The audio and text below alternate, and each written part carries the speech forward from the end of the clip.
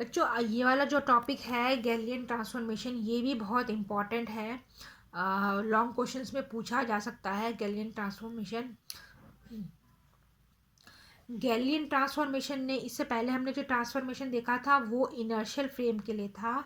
लेकिन अम, अगर हमको एक इनर्शियल फ्रेम है और दूसरा इनर्शियल फ्रेम है, उसको हमें इक्वेट करना है ना, तो वो गैलीलियन ने किस तरीके से दिया था वो हम देखेंगे। सो गैलीलियन ट्रांसफॉर्मेशन किसको कहते हैं? If the position of a point relative to one inertial frame is given, the equations by which the position of the same point can be determined is called Galilean transformation. So Galilean transformation में हमें points के position के बारे में को हम determine कर सकते हैं, है ना। तो इसमें भी केसेस हैं अलग अलग। तो क्योंकि हमें पार्टिकल है उसकी पोजीशन, वेलोसिटी, एक्सेलरेशन जो भी है, तो अलग अलग केसेस में उसको स्टडी किया गया है। तो पहला है ट्रांसफॉर्मेशन ऑफ पोजीशन। तो अगर इसमें जो पॉइंट पी है उसके पोजीशन, सपोज एस फ्रेम है, एस फ्रेम में पॉइंट पी है और उसका ओरिजिन से आर डिस्टेंस है, तो ओ पी आर उसको किस तरीके से बताएंगे? R is equal to I cap X plus J cap Y plus K cap Z से उसको बताया जाएगा। तो इसमें इसके अंदर भी केसेस हैं ट्रांसफॉर्मेशन ऑफ पोजीशन में। तो पहला केस है इसमें, जब दोनों फ्रेम है वो शुरुआती दौर पे, जब टाइम इज इक्वल टू 0 है, तब शुरू में कोइंसाइड कर रहे हैं। तो इसमें जो ये फिगर हम देख लेते हैं, सेम ये हमने पीछे भी देखा था। सो इसमें जो है, जो एस प्राइम फ्रेम है, ये एस प्राइम फ्रेम है, ऐसे कोऑर्डिनेट्स हो गए एक्स प्राइम, जेड प्राइम और वाई प्राइम, और ये एस फ्रेम है, इसके हो गए एक्स वाई और जेड। तो इसमें हमने जो एस प्राइम फ्रेम है उसको वी वेलोसिटी कांस्टेंट के साथ, जो सॉरी एस फ्रेम है, हाँ एस प्राइम फ्रेम है, उसको हम कांस्टेंट वेलोसिटी वी के साथ एस फ्रेम के साथ मूव कर रहे हैं। इस तरीके से कर रहे हैं कि इन दोनों के जो एक्सिस हैं एक दूसरे को पैरेलल हैं। तो इसमें जो ओ प्राइम है ना, ओ प्राइम है, किसी टी समय पर कितना है? वी टी है। वो कितना लिया है? वी टी लिया है। और ओ पी है वो आर है, और ओ प्राइम पी का जो डिस्टेंस है वो आर प्राइम है। तो पी है, पी के कोऑर्डिनेट्स एस प्राइम फ्रेम में क्या होंगे? X prime Y prime Z prime होंगे, और एस फ्रेम में होंगे वो एक्स वाई जेड होंगे। सो इसमें जो ओ प्राइम पी है आर प्राइम है, तो आर प्राइम पोजिशन डिस्प्लेसमेंट है, सो उसको किस तरीके से बताएंगे? आई हमें पता है, आर प्राइम को हम आई कैप एक्स प्राइम प्लस जे जे cap Y prime plus K cap Z prime के द्वारा हम बता सकते हैं। और ट्राइंगल इसमें जो बन रहा है ओ प्राइम पी, ओ प्राइम पी का जो इसमें ट्राइंगल बन रहा है वो क्या हो जाएगा? O P is equal to O prime plus O prime P. इस तरीके से हो जाएगा, है ना। O P is equal to O prime plus O prime P.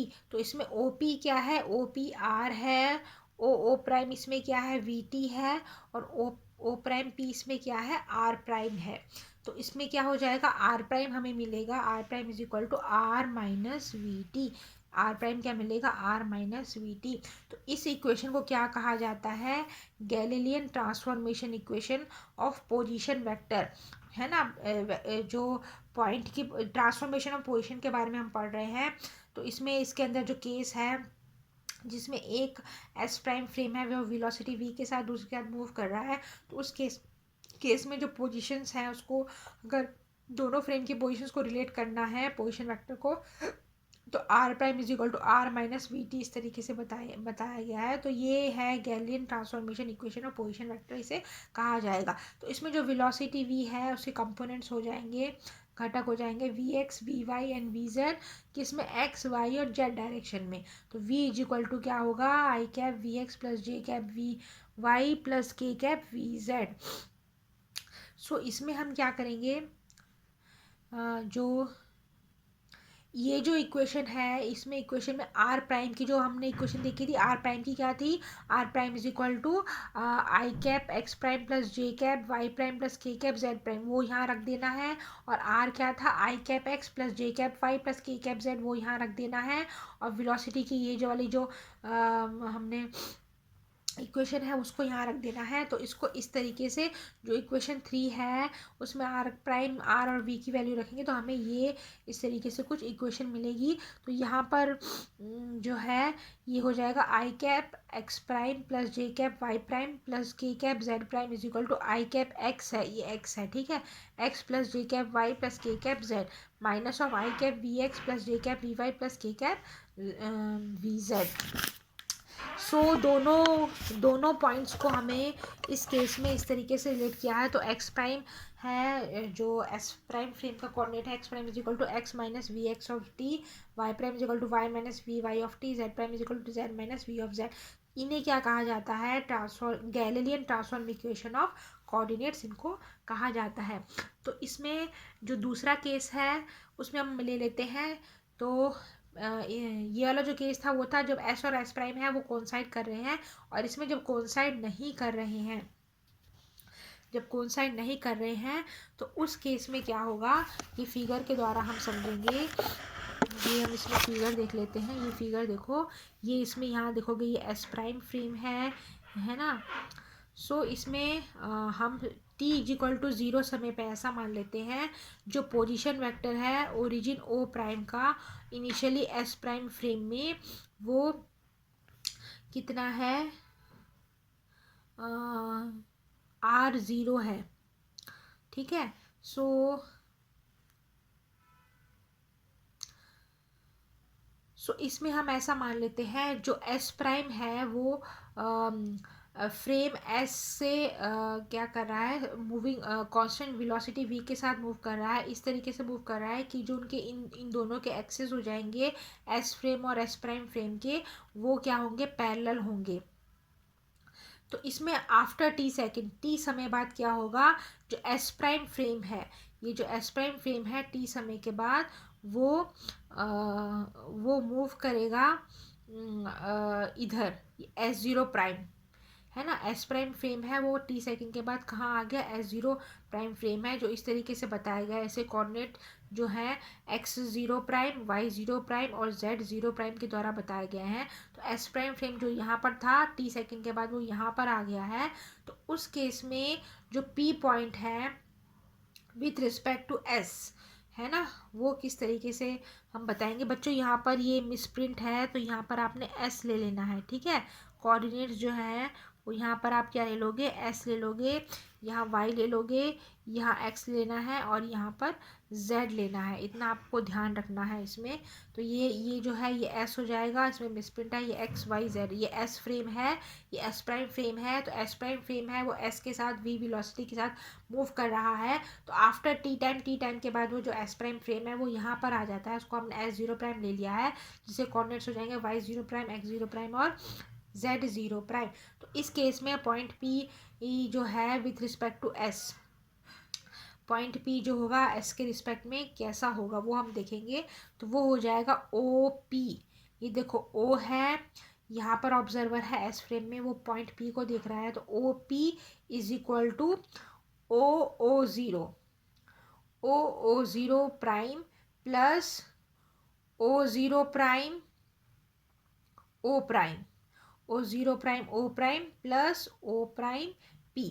तो बच्चों यहाँ पर ये देखोगे आप, इसको इस तरीके से आ जाएगा OP is equal to O prime plus O0 prime, और ये है O प्राइम है ये, ठीक है, ये O प्राइम है प्लस O प्राइम P।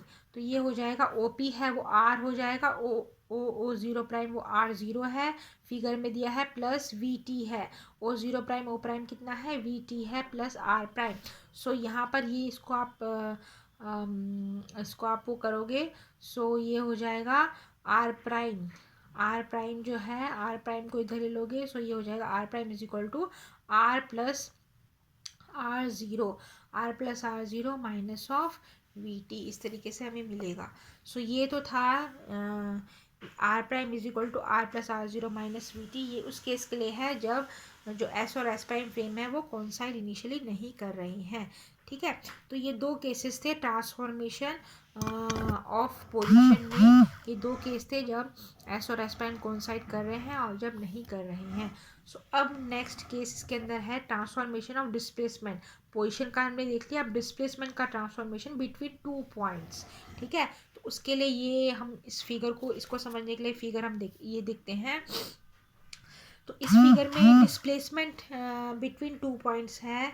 तो दो पॉइंट, सपोज ये तो अभी हम एक पॉइंट के बात कर रहे थे। सपोज दो पॉइंट हैं पी और क्यू। पी और क्यू है तो उसका विथ ये एस प्राइम फ्रेम है, ये एस फ्रेम है। ठीक है, ये तो एस प्राइम फ्रेम का X prime Y prime Z prime है और एस फ्रेम के लिए एक्स वाई जेड है कोऑर्डिनेट्स।